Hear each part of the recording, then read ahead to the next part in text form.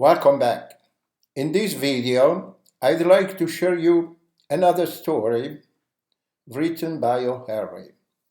The title of this story is From the Cabby's Seat.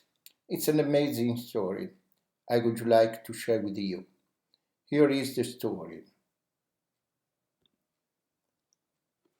Today, I present the story From the Cabby's Seat by O.Henry. The cabby has his own special place from which he looks at life. His view of people is simpler, perhaps, than the view of a man who does any other kind of work. From the high seat of his cab, he looks down upon everybody. People are not important to him, unless they wish to go somewhere. Then they are only something to be carried from one place to another. You may be a president, or you may not be one, but to a cabby you are only a fare, only someone who rides his cab for a price. You get into his cab, he shakes you a while and he puts you down. Then the time for payment has arrived. If you pay him the lawful amount and no more, you can easily see what he thinks of you. He thinks you are less than nothing. If you discover suddenly that you have no money with you, you will wish you were dead. It is probably true that the cabby's view of life is formed by the shape of his cab. He sits up there on his seat, high as a goat. The seat is small, no one shares it with him. While you are in his cab, your future is in his hands. You are helpless. The cab shakes you. You can't get out until he stops his horse.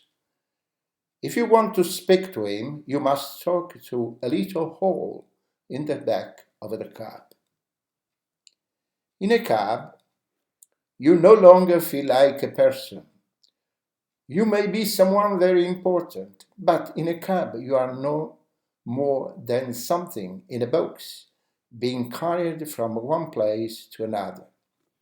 One night, there were sounds of pleasure and joy in the big house beside McGarry's family restaurant. The sounds seemed to be from the rooms of the Walsh family. A crowd of interested neighbors stood outside the door. Again and again, a waiter came bringing food or drink from the restaurant. The neighbors stood aside every time to let him pass. Then they would move near the door again. And all the time they were talking about what was happening inside. Anyone who listened would have learned quickly and easily that Nora Walsh was being married.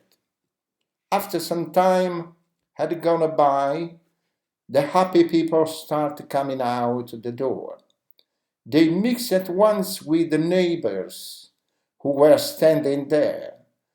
Joyful cries and laughing voices rose in the night air.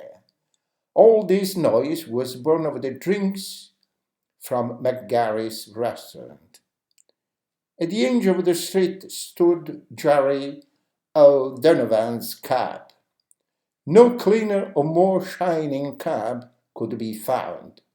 And Jerry's horse, I tell you, he was fat with good food.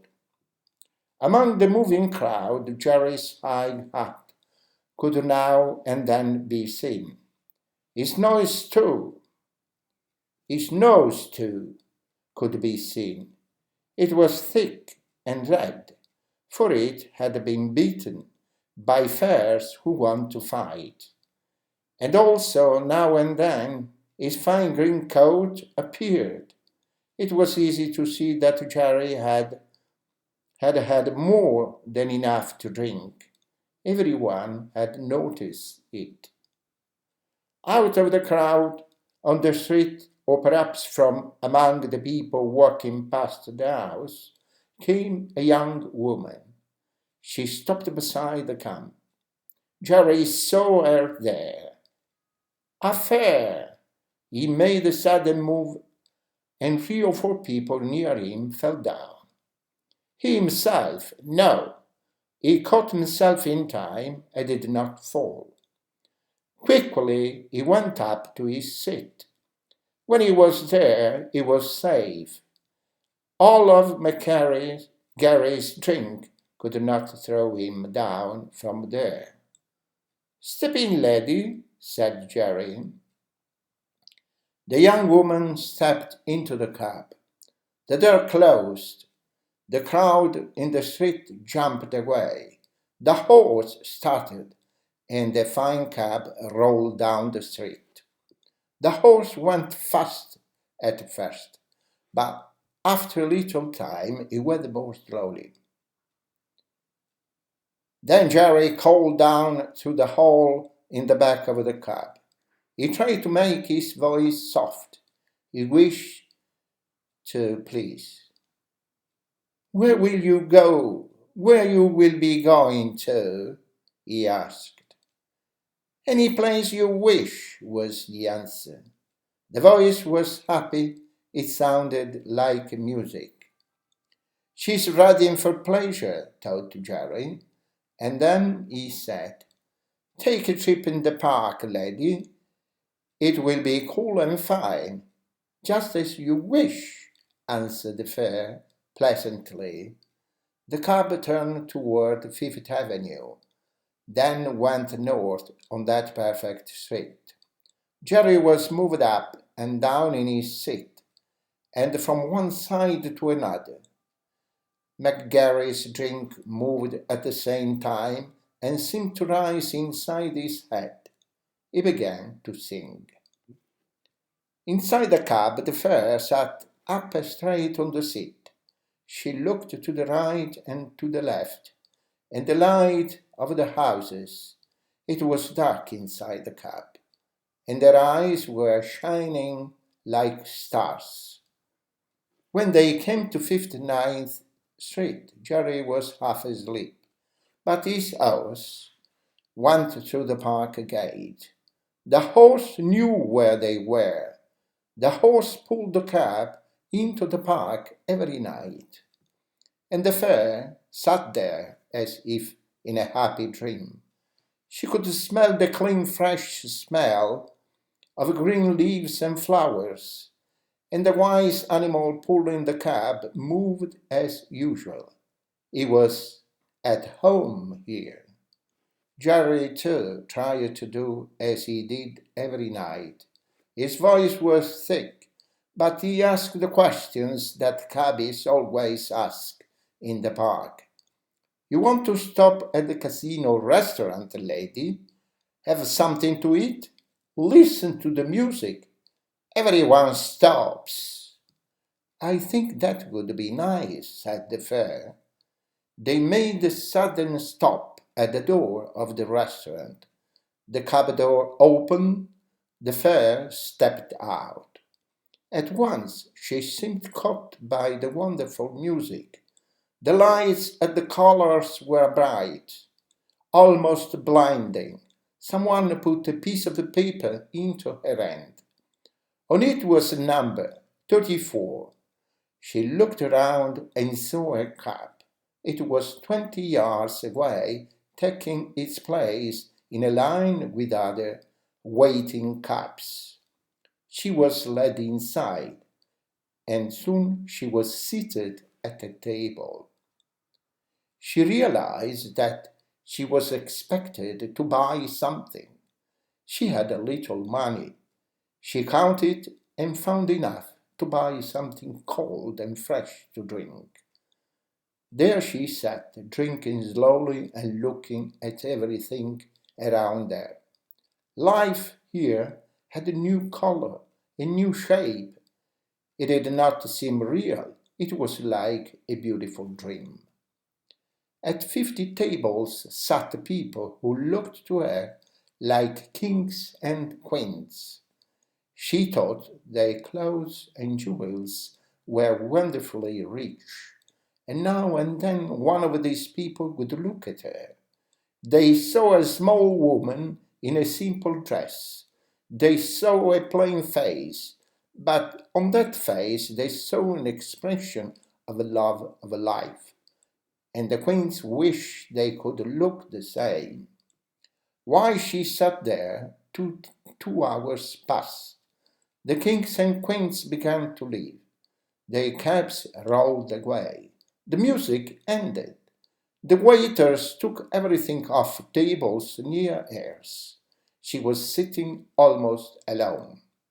Jerry's fare stood up and held out the number piece of paper.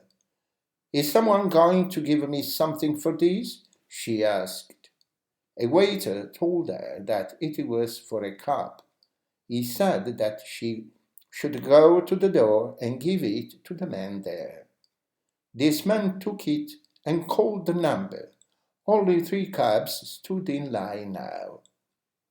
The driver of one of them went and found Jerry asleep inside his cab.